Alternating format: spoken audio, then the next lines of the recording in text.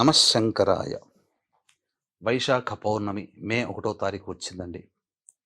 ఈ రోజున విష్ణు అనుగ్రహము మరియు పార్వతీ పరమేశ్వరుల యొక్క అనుగ్రహాన్ని పొందినట్లయితే సమస్త కార్యాలలో మనకు విజయం సంప్రాప్తమవుతుంది.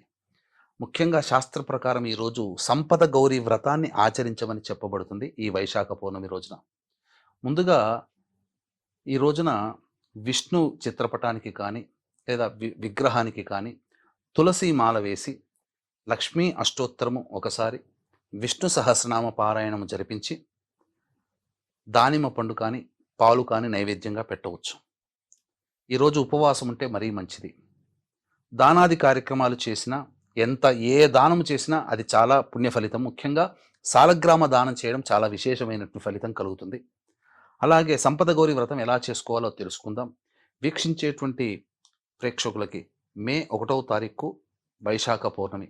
ఈ సందర్భంగా మీ జాతకరీత్యా కలుగు విద్య, వివాహ, ఉద్యోగ, దాంపత్య, అనారోగ్య సమస్యల నివారణకి, అలాగే శత్రుబాధ, నరఘోష, నరదృష్టి, ప్రయోగ బాధల నివారణకి, వీసా ప్రాబ్లమ్స్తో ఉన్నటువంటి వాళ్ళకి, మరియు మేష, మిథున, కర్కాటక, సింహ, కన్య, వృశ్చిక, ధనుస్సు, కుంభ, మీన రాశుల్లో జన్మించిన వారికి శనిదోష నివారణ పూజలు, హోమాలు, ఈ సర్వదోష నివారణ పూజల హోమాలలో భాగంగా మే 1వ తారీఖు సాయంకాలం 6 గంటలకి చేయించడం జరుగుతుంది.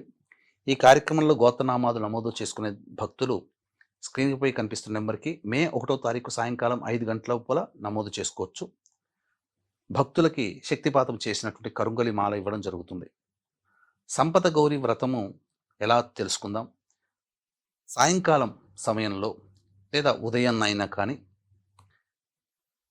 పసుపుతో గౌరీ దేవిని తయారు చేసి ఆ యొక్క పసుపుకి షోడశోపచార విధానంగా లేదా పంచోపచార విధానంగా పూజ జరిపించి గౌరీ అష్టోత్తరముతో అర్చన చేసి తదనంతరం ధూపదీపం నైవేద్యములిచ్చి గౌరీ సహస్రనామ పారాయణం చేసి ముత్తైదువుకి జాకెట్ ముక్క అనగా ఈ సంబంధించినటువంటి స్త్రీ వస్తువులు, ముత్తైదు వస్తువులు అనగా అద్దము, దువ్వెన, కాటుక, జాజిక పూలు, అలాగే గాజులు, ఈ సంబంధించినటువంటి చీర లేదా జాకెట్ పీసు, పండ్లు, దక్షిణతో సహా ముత్తైదుకి వాయనం ఇవ్వండి. ఈ విధంగా చేసినట్లయితే ఆ అమ్మవారి స్వరూపముగా ఆ ముత్తైదు మిమ్మల్ని ఆశీర్వదిస్తుంది. తద్వారా జీవితంలో తరిగిపోని సంపద మరియు చక్కటి మాంగళ్యాన్ని మీకు అమ్మవారే ప్రసాదిస్తుందని చెప్పవచ్చు.